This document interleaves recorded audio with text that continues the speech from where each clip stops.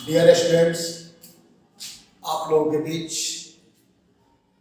Work done by a constant force जो formula develop किया गया है, उस फॉर्मूला पर कुछ सुटेबल एग्जांपल्स के रूप में हम प्रॉब्लम्स देते हैं एज ए कॉन्सेप्ट। इसको आप केयर कीजिएगा, बहुत सारे प्रॉब्लम्स को सॉर्ट आउट करने में ये आपको सहूलियत देगा। अब देखिए, जैसे टॉपिक लगाए हैं work done in lifting a body from ground to height. किसी भी बॉडी को ग्राउंड से किसी हाइट तक लिफ्ट करने में, उठाने में कितना वर्क करना पड़ रहा है, इसको काउंट करें। तो इसमें दो फैक्टर आता है, वर्क कौन कर रहा है और किस पर हो रहा है। तो पहला नंबर क्वेश्चन आपका बनेगा work done by applied force.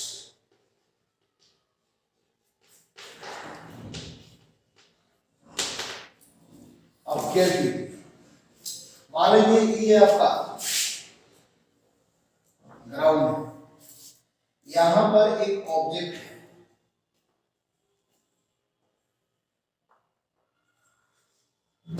इस ऑब्जेक्ट का मास m है। तो तय बात है कि इस ऑब्जेक्ट पर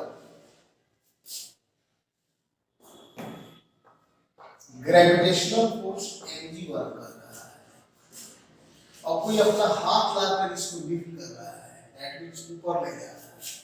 अगर इसको हाथ लगाकर ऐसे ऊपर ले जा रहे हो तो आपके द्वारा इस पर लगाया गया अपवर्ड फोर्स जो है एक है। अब समझने की जरूरत है, यदि आप इसको लिफ्ट करके ग्राउंड से इस हाइट पर लेकर खड़ा कर दें,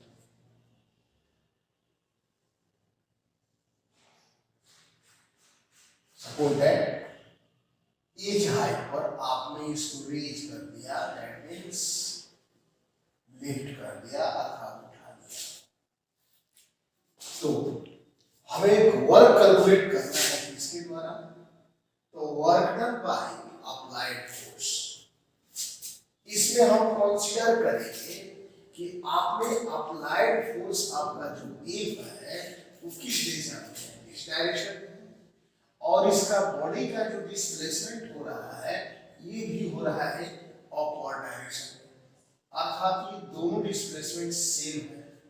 इसलिए यहाँ थीटा जो बनता है, theta that means angle between force and displacement, कितना हो गया, 0 डिग्री हो गया। इसलिए work done by applied force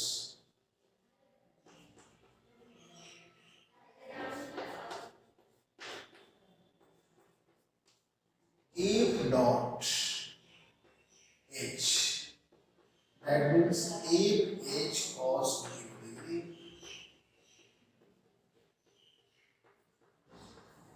F H। अब यहाँ एक कंडीशन आता है, यदि इस फोर्स के प्रभाव में बॉडी एक्सीलरेट कर रही है,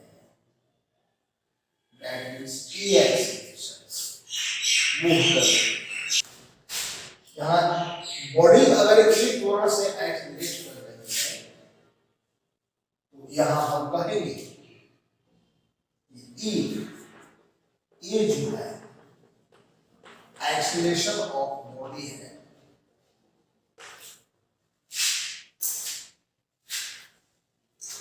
then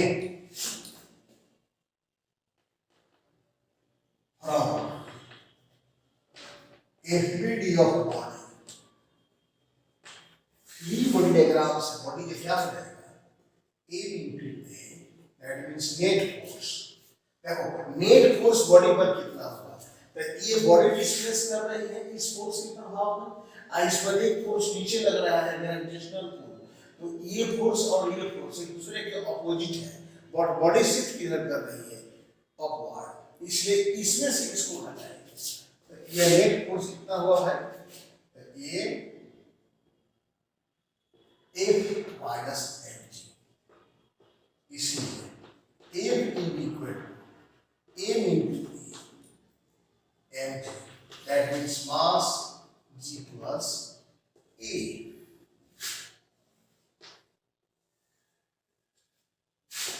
इसलिए वर्क डन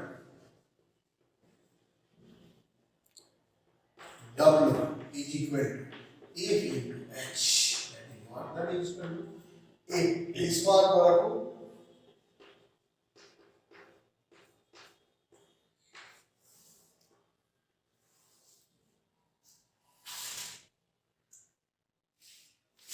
इसमें केस बन जाएगा if A is 0, that means body move कर रही है without acceleration, that means body uniform velocity से ऊपर लिफ्ट कर रही है, एक फोर्स के इस प्रभाव है। देन इसका मतलब that is acceleration of body is 0, इसलिए work done is equal to m g, 0 कर दो यहाँ h,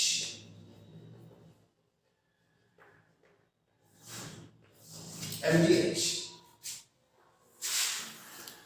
देखिए हम लोग का टॉपिक है work done by gravitational force in lifting a body. किसी बॉडी को लिफ्ट कर रहे हैं, सपोज दैट यह एक बॉडी है, इसको हमने ऐसे फोर्स अप्लाई करके एज हाइट तक लिफ्ट कर दिया, दैट मींस उठा दिया, तो ग्रेविटेशनल फोर्स इस पर कितना वर्क किया, दिस इज क्वेश्चन। तो अब गौर कीजिए ग्रेविटेशनल फोर्स किधर लग रहा है, डाउनवर्ड। आप इसको किधर लिफ्ट कर रहे हैं, डिस्प्लेस किधर कर रहे हैं, अपवर्ड। तो आपका डिस्प्लेसमेंट अपवर्ड हो गया, अब फोर्स लग रहा है नीचे, दैट मींस डाउनवर्ड। तो दोनों के बीच का एंगल कितना हुआ, 180 डिग्री। जब 180 डिग्री एंगल होता है उस स्थिति में नेगेटिव वर्क होता है, इसलिए यहाँ पर हम वर्क जो निकालेंगे तो यहाँ आपको केयर करने की जरूरत है कि यहाँ से डिस्प्लेसमेंट जो हो रहा है ऐसे अपवर्ड हो रहा है और फोर्स लग रहा है डाउनवर्ड, इससे थीटा यहाँ जनरेट कर रहा है 180 डिग्री। इसलिए अगर वर्क की बात होती है तो एफ एच cos 180 डिग्री होगा, that means minus F H, but यहाँ एफ जो है एम जी के इक्वल है, इसलिए work done by gravitational force is equal to W is equal to minus of mgh, that is negative of mgh। हम कल एक बात बताए, पिछले वीडियो में बात बताए हैं कि किसी भी बॉडी पर जब नेगेटिव वर्क होता है तो उस बॉडी का काइनेटिक एनर्जी डिक्रीज करता है। इसी वजह से आप देखे होंगे कि किसी बॉडी को जैसे ऊपर हम फेंकते हैं तो जैसे जैसे ये बॉडी ऊपर जाती है उसके वेलोसिटी में ह्रास होता है, अर्थात वेलोसिटी में जब ह्रास होता है तो ये हाफ mv s हुआ है, दैट मींस ये v जब घटेगा तो काइनेटिक एनर्जी घटेगी और अर्थोगतवा टॉप पॉइंट पर v 0 हो जाता है, अर्थात काइनेटिक एनर्जी 0 हो जाती है। क्यों भाई, तो इस पर नेगेटिव वर्क होता है, कौन करता है, ग्रेविटेशनल फोर्स, और ऐसी नेगेटिव वर्क के चलते उसकी काइनेटिक एनर्जी में ह्रास होता है। इस तरह से किसी बॉडी को अगर लिफ्ट करते हैं हम तो वहां पर भी नेगेटिव वर्क होता है under effect of gravitational force. ये दो तीन बातें हम लोग यहाँ पर क्लियर करेंगे और एक क्वेश्चन इसी के ठीक सिमिलर और बनता है, जैसे सपोज दैट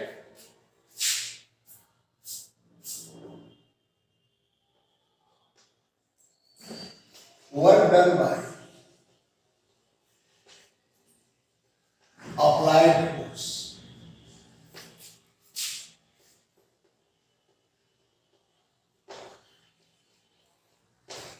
ऑफ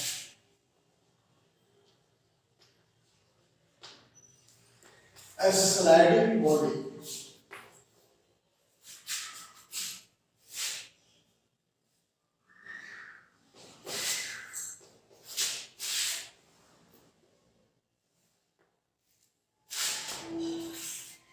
और एक हॉरिजॉन्टल यहां सरफेस है, इस हॉरिजॉन्टल सरफेस पर एक बॉडी है जो जिसका मास m है, इस पर हमने एक्सटर्नल फोर्स A अप्लाई कर दिया है ना। अब देखिए एक हॉरिजॉन्टल सरफेस है, इस हॉरिजॉन्टल सरफेस पर ये मास का एक ब्लॉक है। ये सब कॉन्सेप्ट बेस्ड प्रॉब्लम हम दे रहे हैं ताकि आप लोगों की सदा प्रॉब्लम बने। और इस पर एक हमने अप्लाइड फोर्स अप्लाई किया और सपोज दैट इस फोर्स के प्रभाव में बॉडी डिस्प्लेस करके यहां इसका डिस्प्लेसमेंट जो हुआ d, मान लीजिए s हो गया। और प्रश्न यहां ये उठता है कि यदि बॉडी पर यहां फ्रिक्शन फोर्स लग रहा है, इसके मोशन के आगे ऐसे ये फ्रिक्शन है, friction.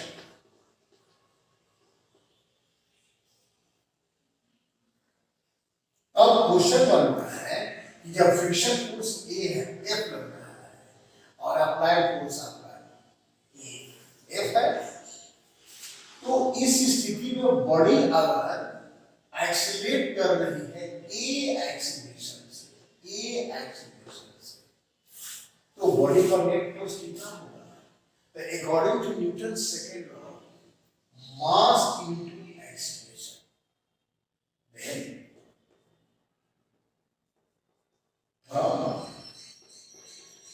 Free body diagram of body, ये मास इनटू एक्सीलरेशन जो होगा कितना होगा? Applied force minus friction force. इसलिए अप्लाइड फोर्स कितना होगा?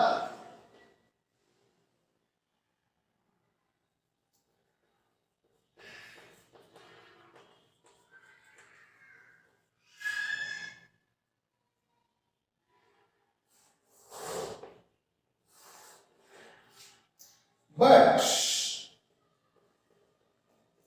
फ्रिक्शन जो है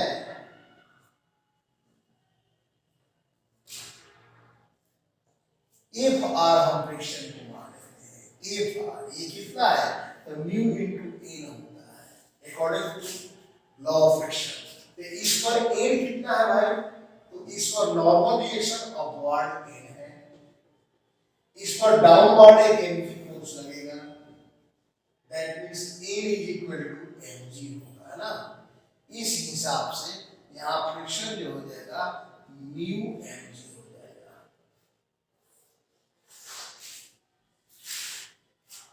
then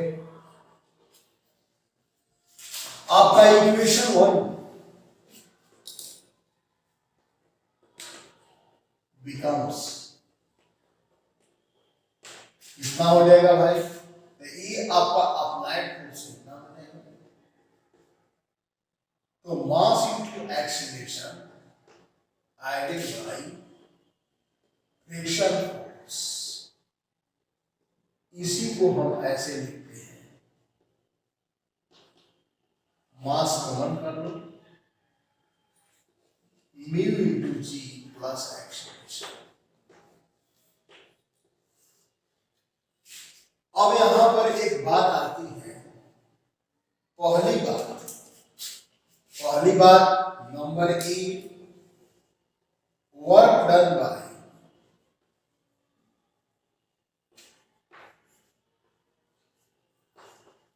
applied force. Applied force द्वारा वर्क डन क्या होगा? सीधा सीधा लिख सकते हैं, ये फोर्स अप्लाई जिस डायरेक्शन में हो रहा है उसी डायरेक्शन में डिस्प्लेसमेंट एस हुआ है, तो इसलिए A B cos 0 degree that is A into S. ये एफ क्या है? अप्लाइड फोर्स है। ये क्या है भाई? अप्लाइड फोर्स है। तो इसलिए हम वर्क बराबर अप्लाइड फोर्स का मान क्या है? F into S. ये इक्वेशन नंबर 2 हो गया। ये इक्वेशन नंबर दिस इज 2 हो गया, दिस इज 3 हो गया। अब केयर करने की जरूरत है, यहां से केयर कर लो ऐसे। अब इसके बाद इस वैल्यू को हमने इसमें पुट कर दिया फ्रिक्शन वाले में, तो यहां आपको ये दिखते हैं। अब अप्लाइड फोर्स का नेट वैल्यू इतना आ गया, work done by applied force निकालना है तो ये इतना आ गया। इस अप्लाइड फोर्स के वैल्यू को यहां आप प्लेस कर दो इक्वेशन 2 और 3 से। यहां लिखते हैं देन फ्रॉम इक्वेशन 2 और 3 क्या होता है यार? ये वर्क डन कितना हो जाएगा? ये मास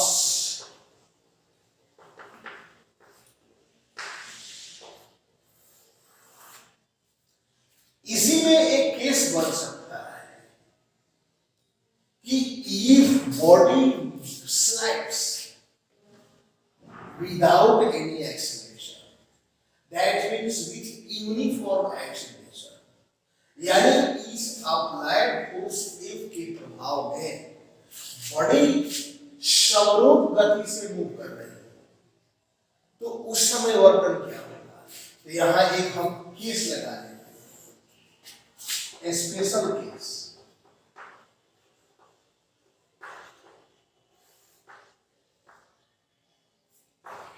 If body moves without acceleration, then A is equal to 0. इसलिए वर्क डन बाय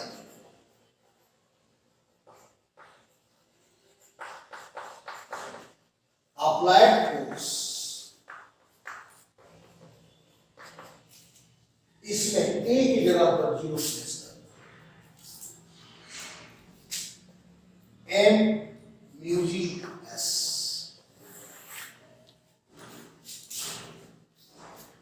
ये बात हो गई कि किसी work done by applied force on a sliding body क्या होगा। तो ऐसी स्थिति में क्वेश्चन आपसे पूछे जाए, अगर म्यू आपको दिया हुआ है, यहां म्यू जो है म्यू क्या है भाई? आप कह सकते हैं ये म्यू दैट इज म्यू की है कोफिशिएंट ऑफ काइनेटिक फ्रिक्शन है, काइनेटिक फ्रिक्शन। इस स्पेशल केस को थोड़ा सा और एक्सपेंड करते हैं तो हम कह सकते हैं this is the work done by applied force. ये अप्लाइड फोर्स के द्वारा वर्क डन है, बट अगर क्वेश्चन वहां आ जाए कि work done by friction force, देखिए क्या होगा। इसको थोड़ा यहां लिखते हैं,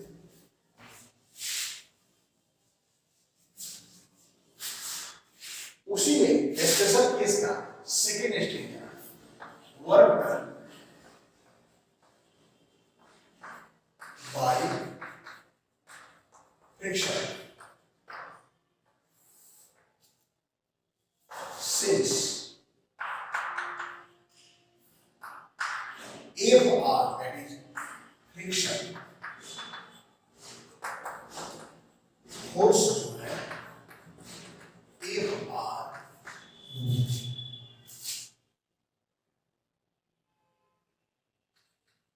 is opposite in direction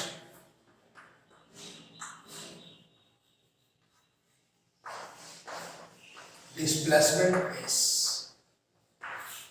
इसलिए वर्क डन